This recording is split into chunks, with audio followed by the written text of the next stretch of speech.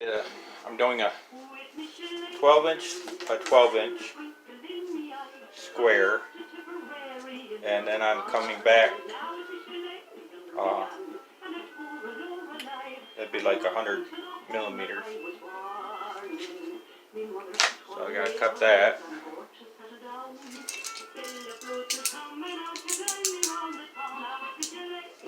And you do it in light cuts, okay? You don't need to press hard.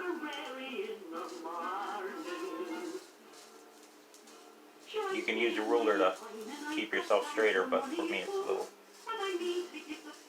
difficult.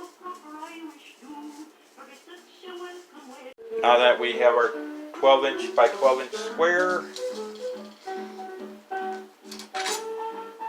I drew a line, well I drew a couple lines. I wanted to go, again, the scale on this that we are going with is, get an angle here.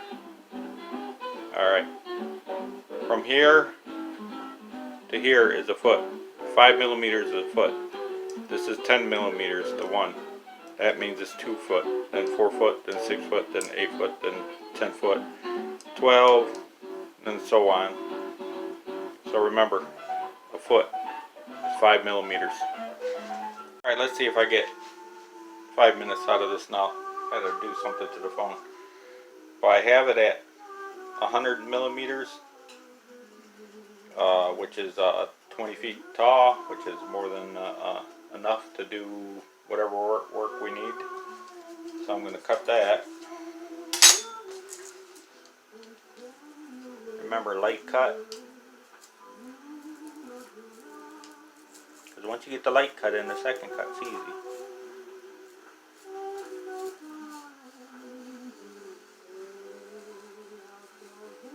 Because of the material more than anything else.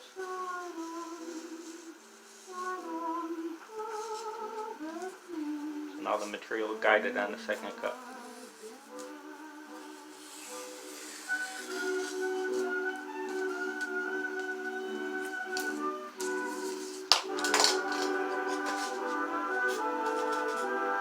Now we have the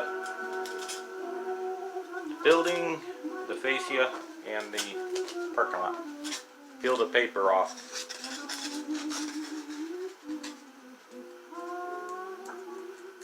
Because you're going to want to use some of this paper anyway. That's the only problem with this black paper, it likes to rip easy.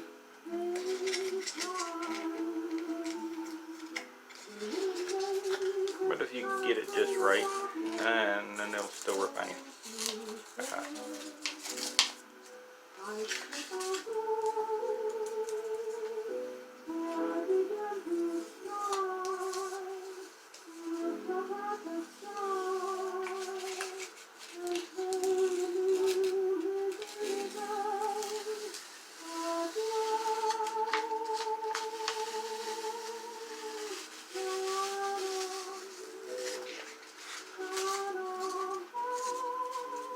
Do it to all sides, all the pieces. Now that we have the paper off, remember you're going to at least be an inch forward from the back. So that's where your parking lot begins, basically. Now we're going to do the bricks on this piece. I want to line out, because we need the brick layout before we figure out where the windows and doors go. So, as with masonry bricks, their height is always half their length. So we mark this every 5 feet, or every 5 millimeters, just lightly.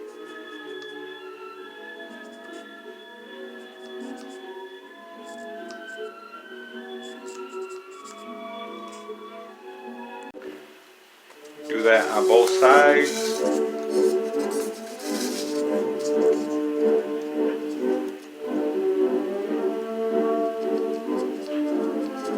Every 5 millimeters on both sides.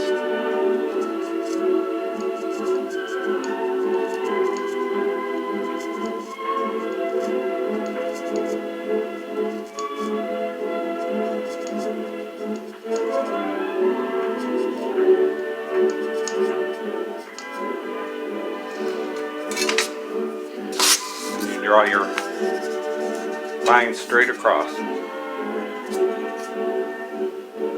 Okay, after doing that comes the fun part. Like I said, we want to go foot. So we're going to go from one side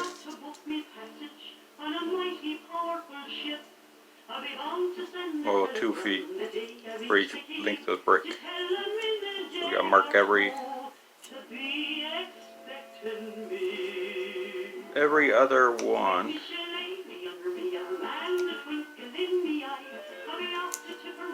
Do this on this side and that side. This is why I do it this way. You're going to have to skip every other row. You can start from the top or the bottom. I'm going to start from down here and I'm going to skip every other row.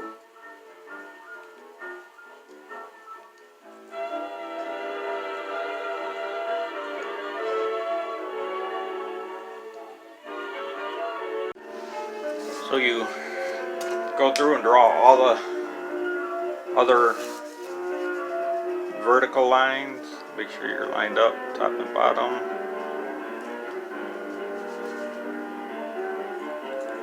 Do this all the way down the piece.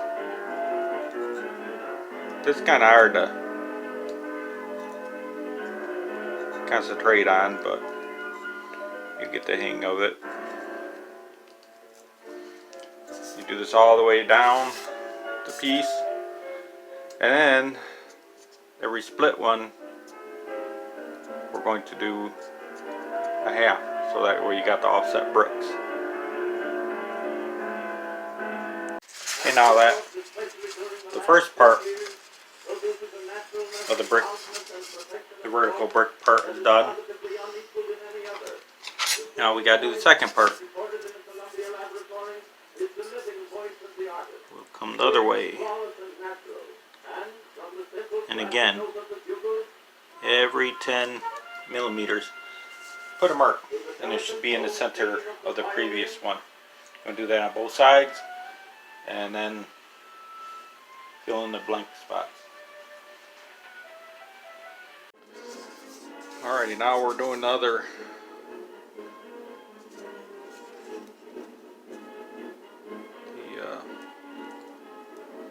part of the bricks. This is the part that's difficult to keep track of, sort of.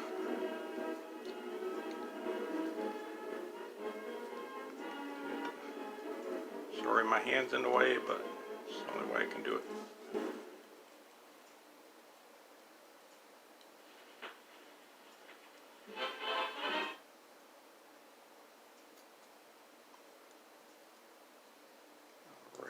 Happen right now when YouTube decides it wants to check to see if I'm still listening to my music.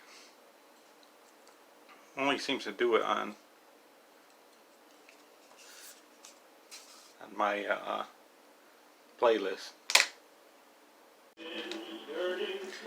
Well, we will continue this.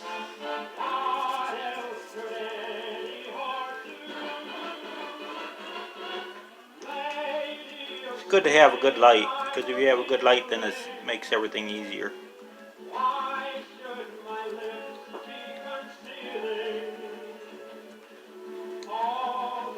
So get a good light going while you're doing this. You'll be happier, and the results will be better, because right there I kind of botched it, and right there I kind of botched it. But it's going to happen. The majority of the cars are going to be out here anyway, so. There we go. All the bricks are done. Took over an hour to do by hand, but it's done. Now we got to figure out where we are going to put our service bay doors. If we're going to make it, because right now it'd be considered a new brick structure, because it's smooth. It's there's no rough textures, there's no damage to the bricks. So that's the next part. Is I'm going to put damage to a third of it, probably the third over here. So I got to designate where it is. 4 inches in. What's the nearest brick at 4 inches? Right here. Since I already have lines, I'll just take it and there. Now we have the old part and a new part. And we'll put doors in after we get done doing the weathering. So break out the aluminum foil, aluminium foil. You want to rip off about a square of it. And you just want to sprinkle it up into a ball, a loose ball.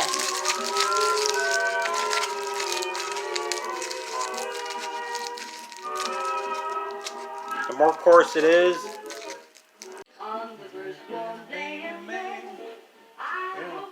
okay, now that we got the aluminum crunched up, we're only going to work on this third, as I said before. So you just start, see what it's doing? It's making all the little dimples and dents.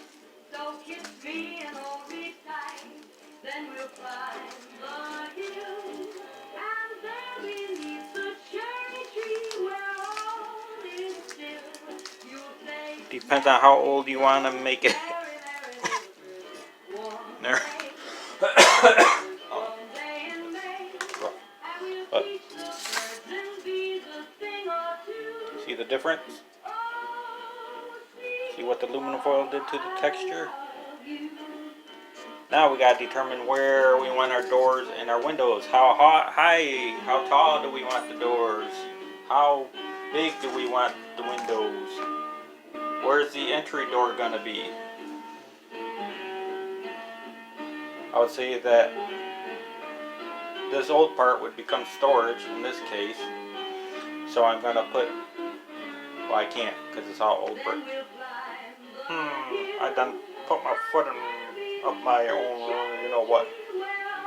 So I'll just put a door there and I'll make it, I'll just make some more bricks and put a piece in there. Make it look like it's been filled in, that door's been closed off.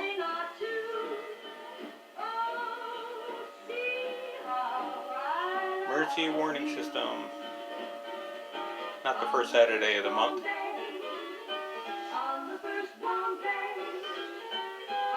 Anyhow, that's what I'll do. Is I'll make some more of that, and I'll cut out a piece to fit in there. I have this from a previous project that I did show. That was a commission that I did. I'll be using the 8-foot door right there, the 8x6 door. And I'll be cutting that out of this side. But I'll be putting 2 10x9 bays in here. Now, since this is storage, I want the office to be in this part, so the other 2 doors will be over here.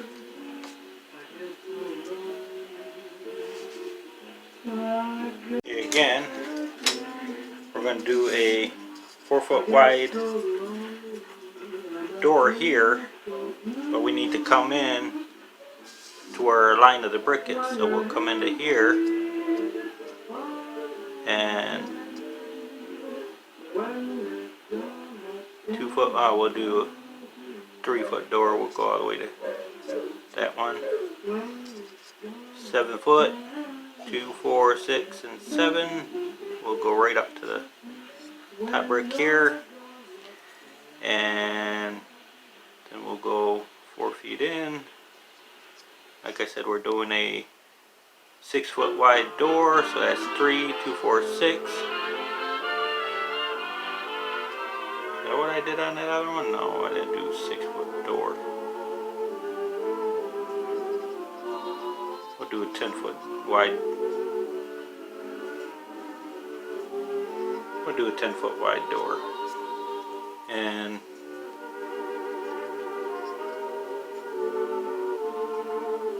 if I just do a square, we'll just go up to above 10.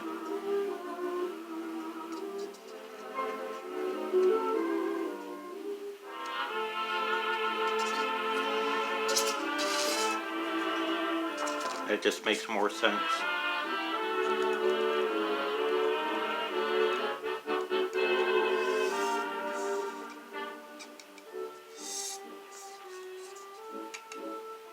This isn't going to matter much because once it's painted. Once it's painted, you won't even know the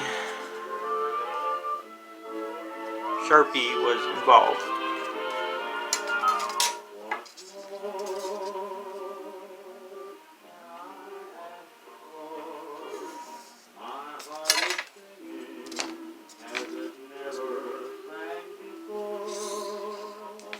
Both of these will be filled with new brick. If it seems that I'm rushing, it is because I am rushing.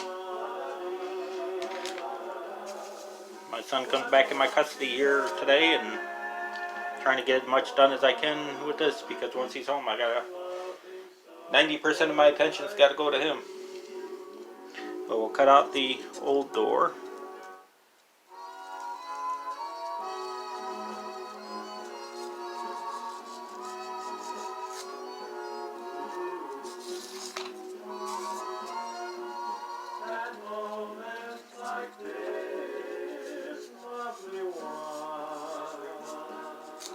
Like I said, it should take you a couple cuts to do it.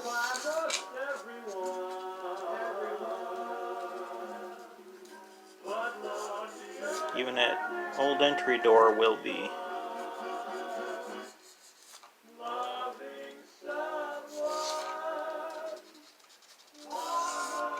Should be blanked over.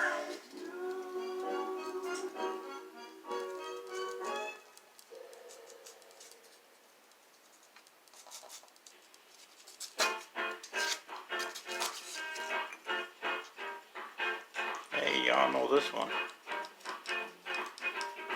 This is the version before that movie came out.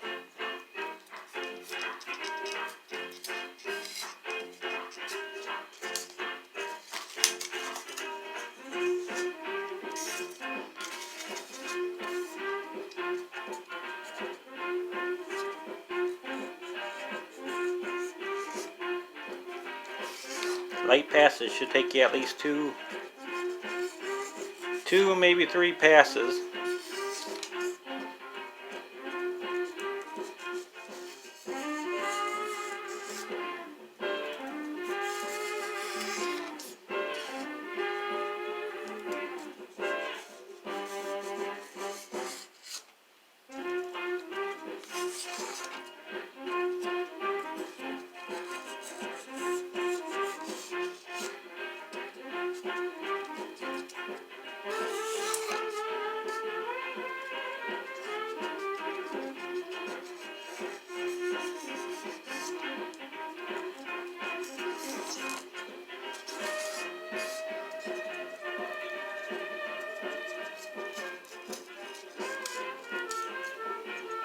Yeah, I shouldn't be doing that.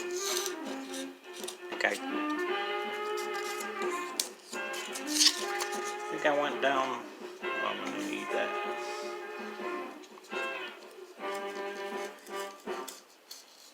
Nope, blade's getting dull. Seems I gotta break the stupid blade. I can't believe that it gets so dull on this foam board stuff. It should not.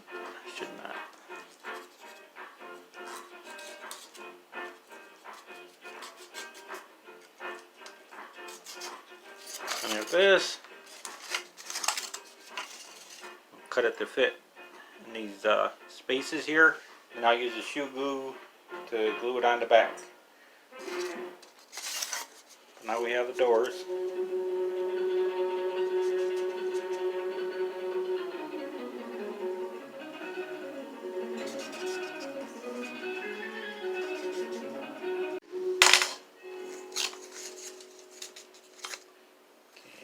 We have these trimmed up, slide them into space, into their spaces. They're going to be a little off, but that's okay. When new bricks are put in, they're kind of not perfectly lined up with old stuff anyway. Don't know why we got to lift. Oh, there we go. And on the back, well, you can use use hot glue, you can use shoe glue, any glue you can put on the back right now, and it won't matter. I'm going to use shoe glue, or the E6000. Sorry, that's not shoe glue. Make sure the surface behind is clear.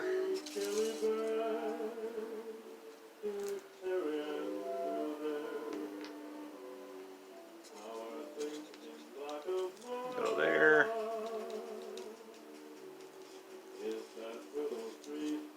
Sorry about the noise, but don't use shoe glue. Don't use E6000. It tends to melt the styrofoam. I never had a problem with it before, but I don't know why it did it this time.